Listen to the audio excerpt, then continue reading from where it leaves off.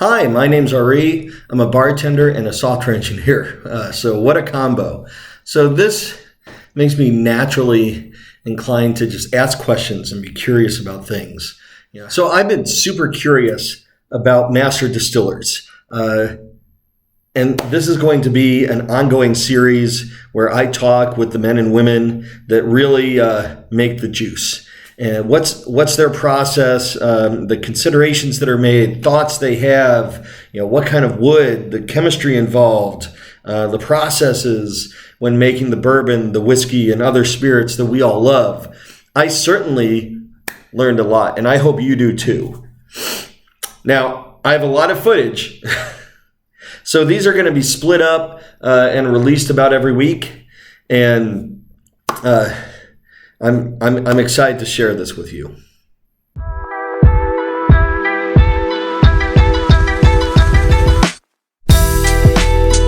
So, thanks for joining me. Very excited to be here. I got a bunch of questions. So I talked to a few people online. They had some questions, and then of course I had a bunch of questions. So first one, what does a day in the life of a master distiller entail? That's a loaded question. They can be very relaxed, or they can be very busy. Some days, pretty much you just try to oversee what all's going on. Pretty much just work with everybody that's involved in the process. Make sure the product's going along, process is going along okay. Then just kind of oversee what's happening within the production. It's just maybe watching out for a bad grain coming in, or just troubleshooting something, an issue with the production. Yeah. Or as major as a bad product coming out. Just, it can be very simple. That just routinely following through production, just sampling product that's going out, from the distillate. Tasting it, evaluate, make sure it's all good product, or something, troubleshooting a dirty part of the production process. What would that be? Maybe a bacteria buildup through the system someplace. Maybe cleaning, hadn't touched any part of the system. Just make sure that the system is clean all the way through. And just things like that would happen from day to day. As long as you keep a good, clean system and keep machinery in good repair, good ingredients going into the production, just things like that is just pretty much overseeing, make sure everything's flowing well, things like that. The team does most of the work. Sure. It's just kind of being there just to follow through with everybody. Yeah. Oh, that's interesting. So when it comes to the tasting, how do you and the master taster have to work together? Is that a thing? You've got the master distiller. I don't know all the terms, right? I don't work in the industry. I'm curious, right? So do you have to work with the master taster, or you say, hey, I think this tastes good, or the distillate that's coming out is good, and they come in and go, hold up. Well, it's evaluating each distillate or each product coming off the still. If it starts to get a bad taste, a bad aftertaste, there's usually something within the system itself that's starting to be foul, dirty, or some of the grain, some of the ingredients going into the process. Oh, okay. Or maybe inferior. So it can be a combination of the two. And it's the good thing about working with the team, the master taster, the master distiller, and other members of the team, that more than one person will evaluate it. Okay. And if one of us come up with the negative feedback, then we will all go back and evaluate it, look at it, and say, hey, what did you pick up that I missed? Right. Not pick up that you missed. And then we'll all go back and look at it.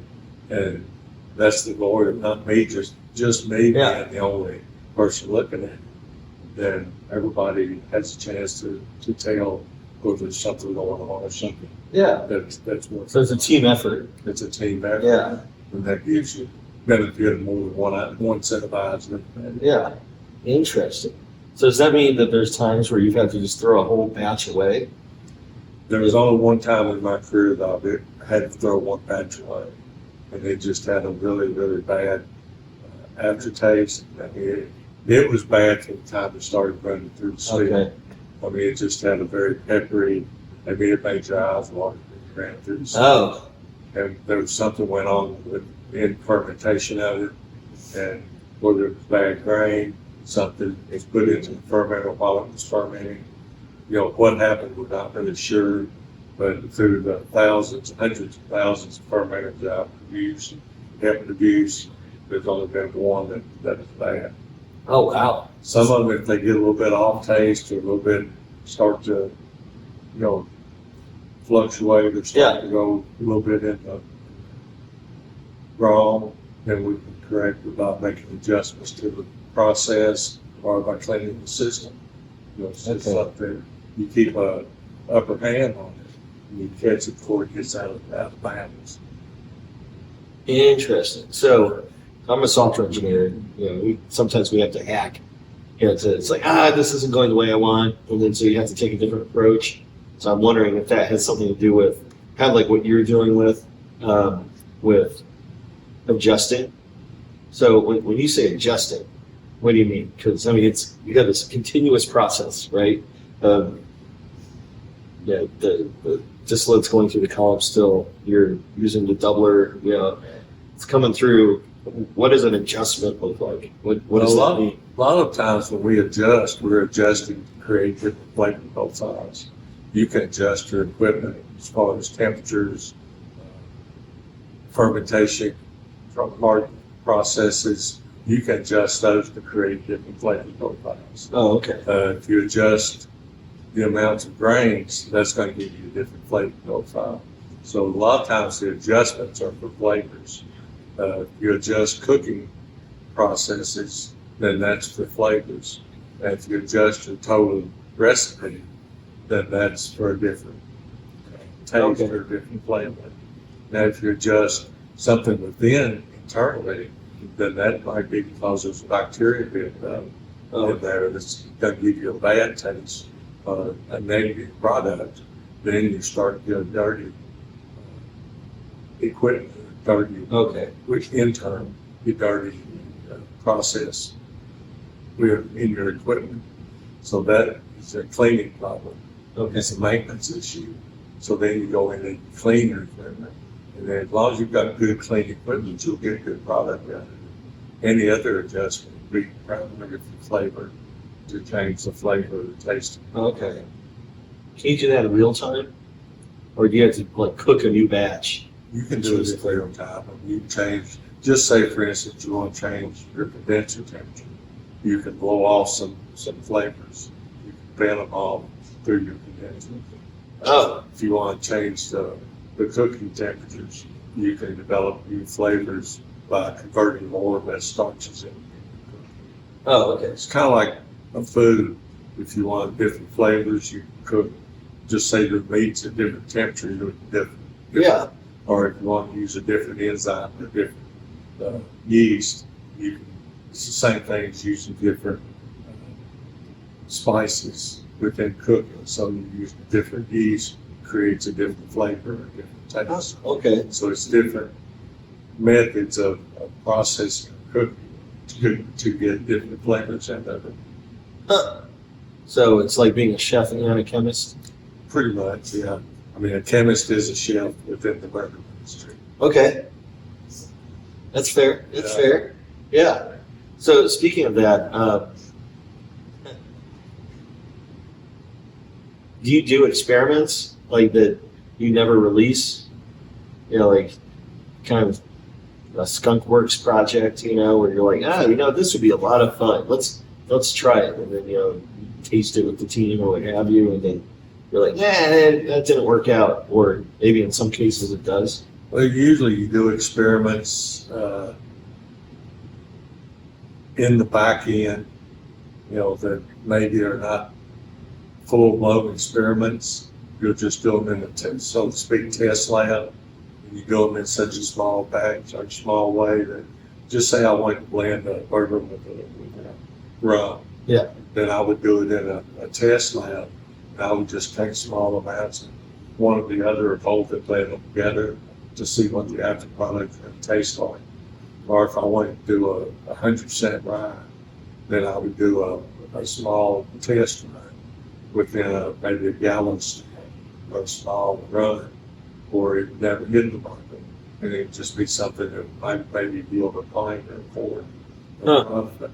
And I would do it in such a small amount that it never need to hit the market. Yeah. It would be such a small amount that it would just be a lab run. So that's something you'd like take to your team, your master distiller, or probably your master taster, your master distiller, and say, all right, hey, friends, what do you think? You know, and send it around and go like, should we continue? And do you do like a full review of that?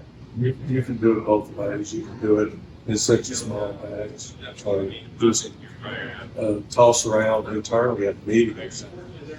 You can either keep it out or follow it out, because there's enough knowledge within the room. You know, if it's just say I want to make a test run out of walnuts, for instance, and somebody says walnuts got a terrible problem, then we're getting kicked out for it. It's far enough through to do a test run. Or if I want to make a test run out of rock, then somebody's going to say, well, rock or yielding. Yeah. You know, it's just stuff like that. There's enough knowledge within the room. It's that.